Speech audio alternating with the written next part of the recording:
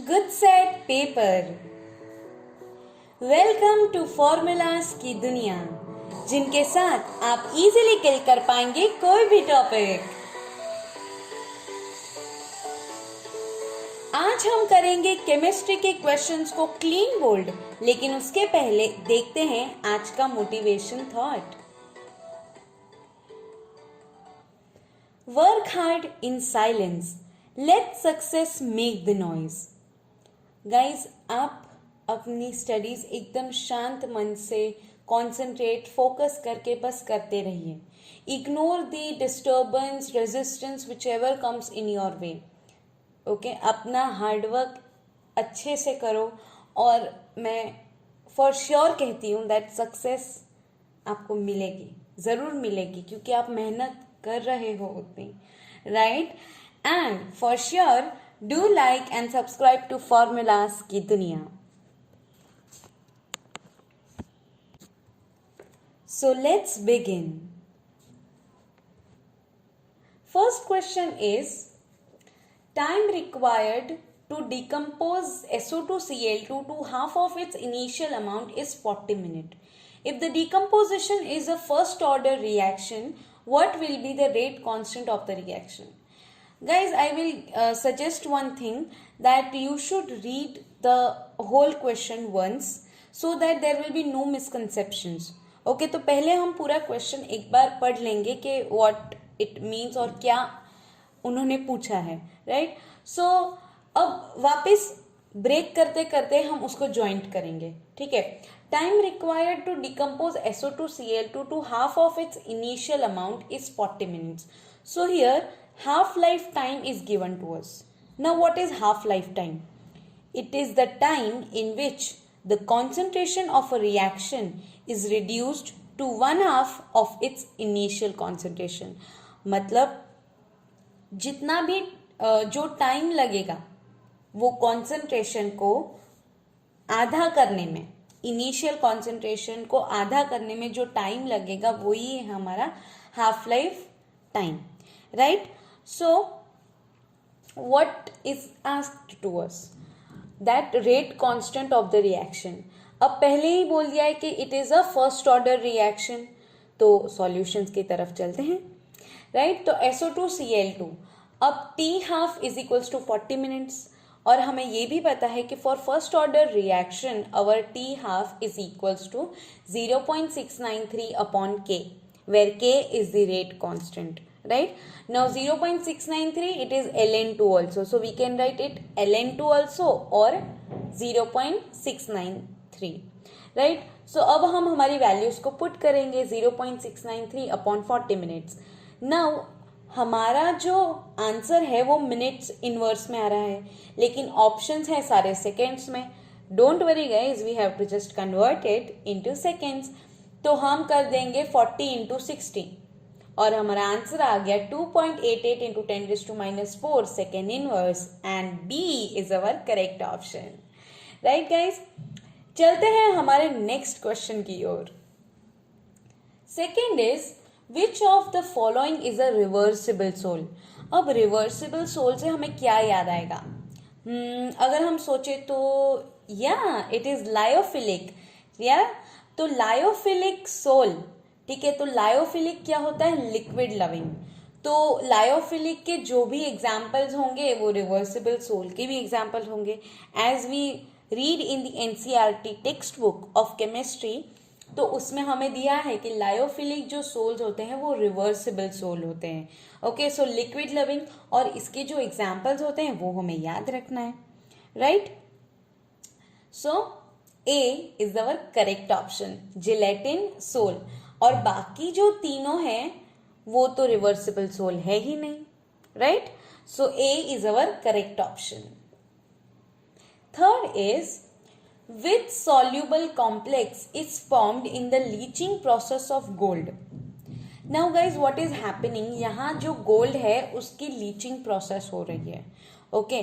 तो ये leaching process में what happens, that Au, that is gold, is leached with a dilute solution of KCN, cyanide ion के साथ वो react करता है in the presence of air. तो देखते हैं हमारे इक्वेशंस क्या हैं और देखते हैं that which option is our correct.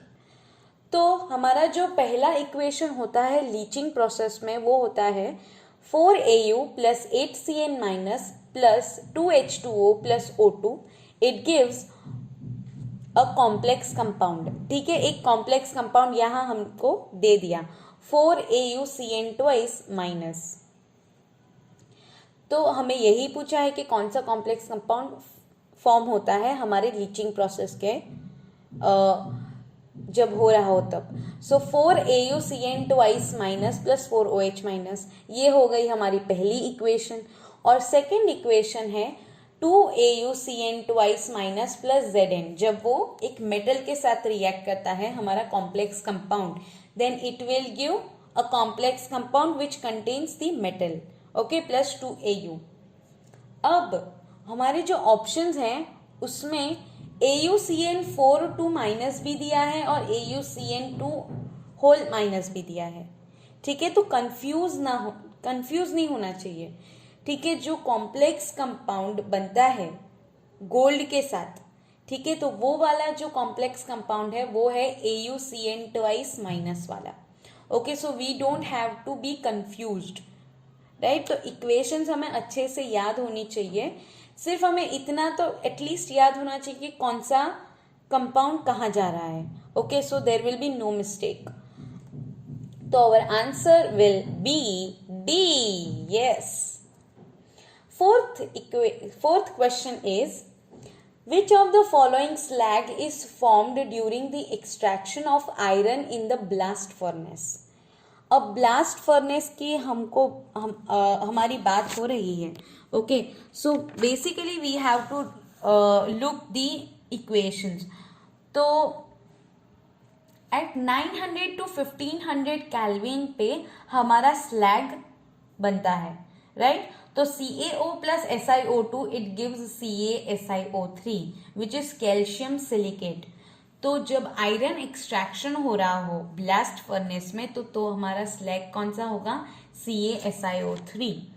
और दूसरा भी क्वेश्चन आ सकता है, विच क्वेश्चन के विच of the following slag is form during the extraction of copper. तो कॉपर के वक्त हम क्या लिख सकते हैं, that FeSiO3 as a slag.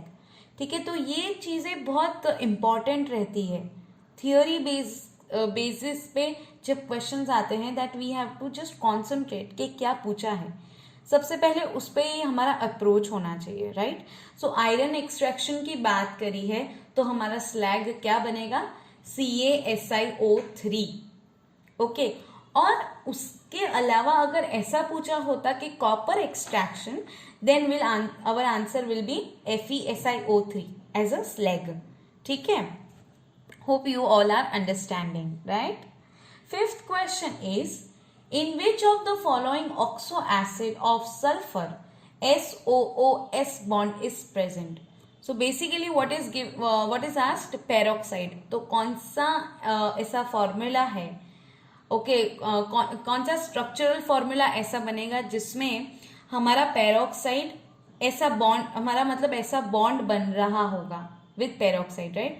तो ये तो काफ़ी इजी टाइप वाले क्वेश्चंस होते हैं। इन दिस क्वेश्चंस आपको लर्न करने पड़ते हैं, कभी प्रैक्टिस भी करनी पड़ती है।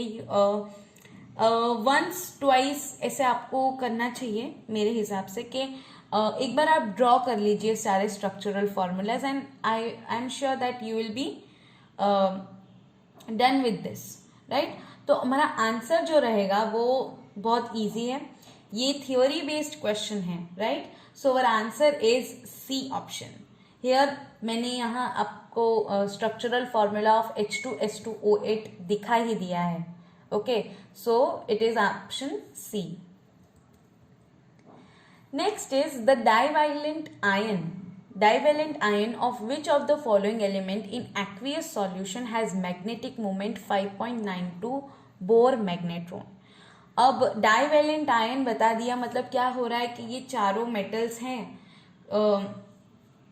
वो अपने दो इलेक्ट्रॉन्स रिमूव कर रहे हैं, ठीक है, तभी वो डाइवेलेंट आयन बनेंगे।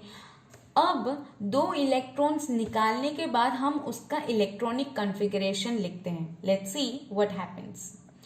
तो पहला तो है CO कोबाल्ट, CO2+. अब CO2+ का हमने इलेक्ट्रॉनिक कॉन्फ़िगरेशन लिख दिया and will put the electrons okay in 4s and 3d. और हमने देखा देयर इज 3 अनपेयर इलेक्ट्रॉन्स. ठीक है, तो वो अनपेयर इलेक्ट्रॉन्स है. अभी हमें ये तो पता ही है that how to calculate magnetic moment. ठीक है, वो तो हमें पता है mu equals to √n into n+2 where n is unpair electrons. Okay, so here 3 unpaired electrons, तो 3.87 इज द बोर मैग्नेट्रॉन. मतलब ये तो हमारा आंसर नहीं है. Second is Fe. Same way Fe को भी हम ऐसे ही करेंगे, उसका इलेक्ट्रॉनिक कॉन्फ़िगरेशन लिखेंगे Fe2+ का and put the electrons in the 4s and 3d. तो हमारा यहाँ भी आ गया 4.90. Cr को भी ऐसा किया और मैंगनीज को भी ऐसा किया. Now when we did manganese Mn2+, ये तो हम सबको पता है कि मैंगनीज का तो 5.92 ही रहता है, राइट. सो Ar4s0 3d5, सो 5 अनपेयर्ड इलेक्ट्रॉन्स, सो 5.92. और हमारा क्वेश्चन भी तो यही था, right. So D is the correct option. 7th, although zirconium belongs to 4d transition series and hafnium belongs to 5d transition series, even then they show similar physical and chemical properties because. ये एक reason वाला question भी आ सकता है आपको, right. तो ये तो काफी इजी वाला क्वेश्चन पूछा है इन्होंने, that although zirconium belongs to 4d transition series वाला. So here what will be the correct option? B, right? Both have similar atomic radius. But why? क्यों होता है radius same? Because lanthanoid contraction की वजह से ये चीज होती है. ओके, तो जिरकोनियम है 4d में, HF है 5d में, फिर भी सिमिलैरिटी है. तो ये है ड्यू टू लेंथेनॉइड कॉन्ट्रैक्शन. ठीक है, ये मोस्टली जो हमारे डी ब्लॉक में होता है, राइट. तो जिरकोनियम और हॉफनियम, जिरकोनियम का जो रेडियस है वो 160 पिकोमीटर है और हेफनियम का है 159 पिकोमीटर, राइट. तो चलते हैं हमारे 8th क्वेश्चन की ओर. सो 8th question says R-Cl in Na in the presence of ether 2,3 dimethyl butane, right. So what is R- in the above reaction? तो ये जो रिएक्शन दिया है हमें, उसमें हमारा R' क्या होगा, that is asked in the question. तो चलते हैं हम इसे सॉल्व करते हैं. तो पहले तो हम 2,3 डाइमिथाइल ब्यूटेन को लिख देते हैं कि वो क्या है, जिससे हमें थोड़ा आइडिया आएगा कि R' क्या हो सकता है, राइट. सो हमने सबसे पहले स्ट्रक्चरल फॉर्मूला लिख दिया है. अब Na और ईथर को देखकर हमें कुछ कुछ याद आएगा कि ऐसा कुछ कब आता है, जब डबल डबल कुछ होता है, राइट. और डबल डबल से क्या आता है याद हमें, वुड्स रिएक्शन, फिटिंग रिएक्शन और वुड्स फिटिंग रिएक्शन, राइट. तो ये है हमारा वुड्स रिएक्शन. ठीक है, ये हाइड्रोकार्बन्स में हो रहा है,